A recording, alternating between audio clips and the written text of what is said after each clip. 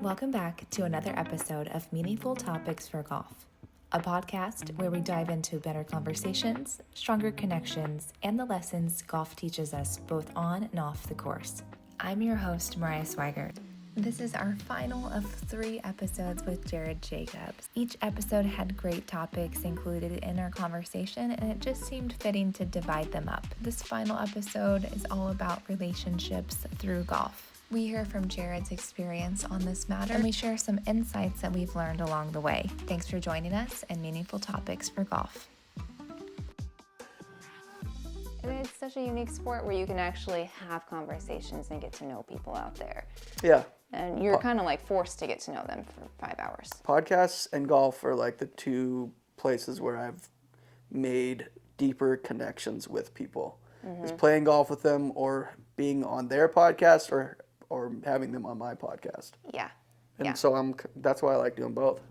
Yeah, and that's exactly why I started this podcast, is to ask like close friends deep questions that share their wisdom to everyone else, but also like to just dive into the nitty-gritty of how do we do that, because I think as a society we've gotten really far away from just having deep conversations. Yeah. And those require listening skills too, which we've also gotten away from, and myself included. Like there's really successful businesses out there now that literally just train people on how to listen to each other.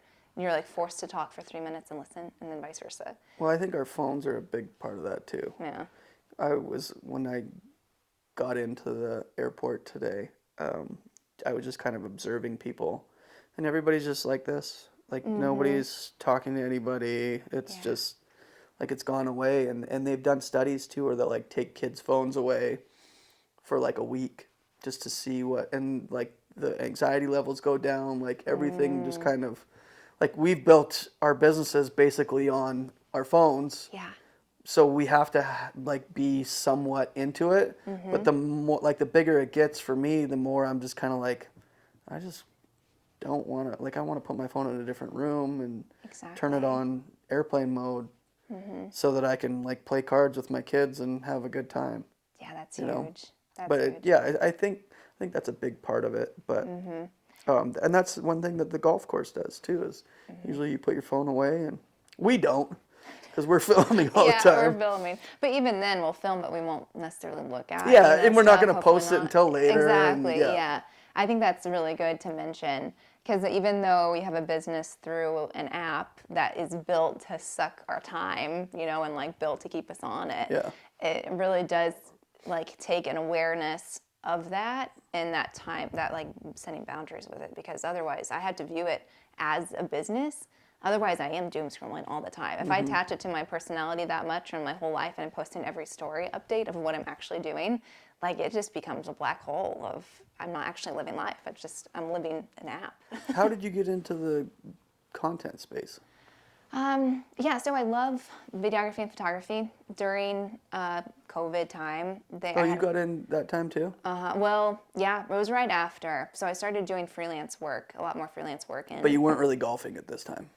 Or you'd gotten back into it? A lot of friends started golfing during COVID. And so I was like, oh, I have clubs. Like, I played in college. And they're like, what? I never even talked about it. And so I was like, yeah, I'll go play with you, And so that was a routine. And, of course, the majority of them were guys. So then we would play often, and people started going back to work. And I was, like, really feeling that niche to play again, but I wanted to play with girls. Yeah. So I was doing freelance work. I started my swag page just to post freelance work that I'd been working on. Again, I wasn't like showing my face hardly in anything. It was just products or whatever, photos.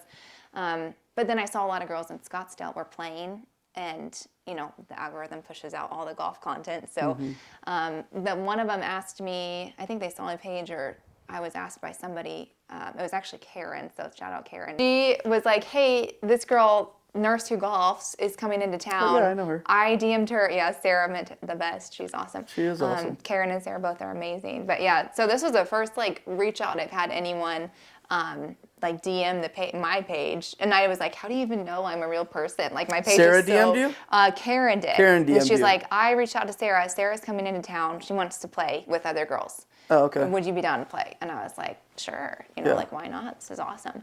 And that was kind of the first time where I met with other girls, and like, of course we took photos, you know, and we like filmed things there, and that was kind of a turning point, because at that point I'm not hiding behind the camera anymore and trying to make things all professional. It was just getting to know some other people, and that opened up a whole nother world of them, you know, Karen introducing me to other ladies, and Karen's local, and then Sarah came out and moved out here. Sarah lives out here now? Well, she did for that she was a travel nurse for like a season. Oh, gotcha. So I think it was only a year. Yeah, that makes sense. Yeah, hopefully she comes back. We miss her. So yeah, anyways, that's kind of how it started, and just was a way to find other ladies who golfed in the area, and it's been amazing to see that grow. It's huge cool. now. There are like so many women's clubs now out here, like social clubs that meet different courses. Yeah, that was kind of what, like when I first moved to Boise, I kind of wanted to golf, but golf was so expensive. And I remember taking my wife golfing and trying to get her into it, and she just never really got into it. Yeah. She'll still do it with me every now and then, but not like, she's not like into it. I wish I could figure out a way to get my wife more into golf. Yeah. But I've tried getting my kids into it too. But it's tough. Like, it's such a tough sport like, you have to play so much. But I think it's better if you start them young. You know, at least 100%. Get that bug into them a little bit. Yeah, and then it's kind of like second nature a little bit more too. Yeah. But for me, I wasn't going to play college golf or anything. I was burnt out in high school as well. The pressure of golf is what really I struggled Yeah, with. if you're playing tournament play, that's pressure. Tournament play was a lot. And I always crumbled under the pressure of tournament play. I would get like nauseous and anxious before any sort of tournament play. Really? Yeah, it's bad. Even now, if I feel like there is something that's like the team is relying on me for some reason, I usually like really fumble the first few holes. Yeah, it's bad. But I wonder in high why. school, I wonder why that is. I think probably just the pressure of not wanting to let anyone down. And Are you kind of a perfectionist? A little bit. Really? This is like, I've filmed like 7 podcasts now, and none of them have been released yet. This is turning into a therapy session now. I know. Anyways. Not only am I the vibe caddy, you're the I'm also your therapist. Let's talk more about. Here. I know this is supposed to be about me, but let's talk more about the perfectionist side of things. I think that's why, like you said, golf brings a lot of self-awareness into your life. And so it does make you really think about, like, why did I act that way? Why did I hit that shot? Why am I letting this get to me? But it wasn't until, back to the point of getting kids and family members into it, I think they feel that pressure too, because it's, you know, something they wouldn't choose to do on their own. Yeah. And then on top of it, they probably aren't the best at it because they're getting started.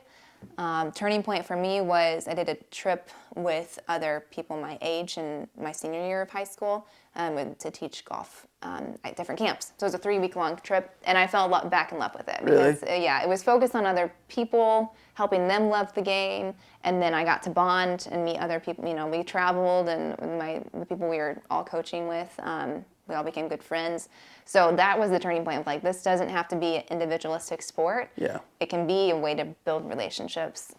It's not just about me and trying to go low every single time. It was just right. like, Yeah. And I never did that. Like, that was never a thing for me. Like, it was actually the team aspect of it that got me back into it. I remember I went and did a PGA Memes event. That was like the first real like scramble that I did, and like the good group was like right behind us when they were starting. Yeah. And I'm like in sandals and like a hockey jersey, and they're like, who's this Jesus looking guy in Jesus sandals and like wearing a hockey, like, who is this guy? And I was like, who are these guys that are like filming everything that they're doing? What's going on here? Yeah. They had like a whole like entourage of like videographers, and this was still early on. Like, it's gotten even bigger. Oh, yeah. But that was kind of an unlock for me, where I was like, you can make money and you don't even have to be like really good at golf.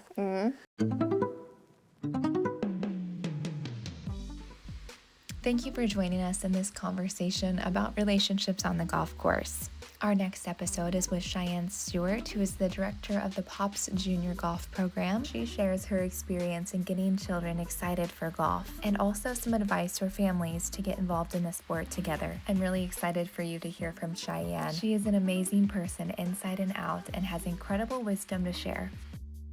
I would also love to hear from you. Please comment below what you would like to hear from the Meaningful Topics podcast, and I'll work on making sure that happens. I really appreciate your support, especially as we're just getting started out. Your time is valuable, and I'm honored that you would spend it listening to this podcast. Thanks again, and hope you have a great day.